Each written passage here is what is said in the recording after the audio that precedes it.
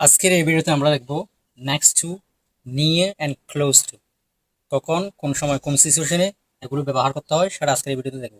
সবার তিনটার মিনিং হচ্ছে একই, কাছে বা কাছাকাছি। তো দেখেন আমরা কোন পজিশনে অর্থাৎ কোন সিচুয়েশনে বসাবো। নেক্সট টু মানে হচ্ছে কোনো কিছু একদম কাছে বোঝাতে আমরা নেক্সট ইউজ করব। যদি আমি আপনাদেরকে উদাহরণ দিই, যেমন ধরেন আমরা দ্যাট এবং দিস কখন কোন জায়গায় ইউজ করি। দিস অর্থাৎ কোনো কিছু কাছে আছে, এক্ষেত্রে আমরা দিস ইউজ করি। আর কোনো কিছু যদি আমরা দূরে ইঙ্গিত করি তখন আমরা দ্যাট ইউজ করি। ঠিক নেক্সট টু হচ্ছে একদম কাছে দিসের ক্ষেত্রে, দেন নিয়ে হচ্ছেও ঠিক একদম যেমন দ্যাট কাছে আছে কিন্তু একটু দূরে, এক্ষেত্রে আমরা নিয়ার ইউজ করব। এবং যদি আর একটু কাছে বোঝায় তখন আমরা নেক্সট টু ইউজ করব। For example, he is next to me, সে আমার পাশে আছে বা কাছে আছে।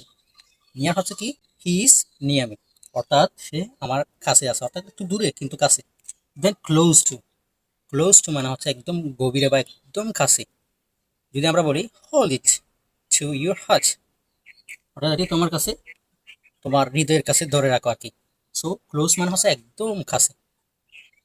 নেক্সট হচ্ছে একটু কাছে, এবং নিয়ার হচ্ছে আর একটু দূরে কিন্তু কাছে, এবং ক্লোজ টু হচ্ছে একদম কাছে। সো ভিডিওটি যদি আপনার ভালো লেগে থাকে চ্যানেলটি সাবস্ক্রাইব করে রাখতে পারেন। দেখা হবে নতুন অন্য কোনো ভিডিওতে। ততক্ষণ ভালো থাকুন, সুস্থ থাকুন। চিলড্রেন, আসসালামু আলাইকুম।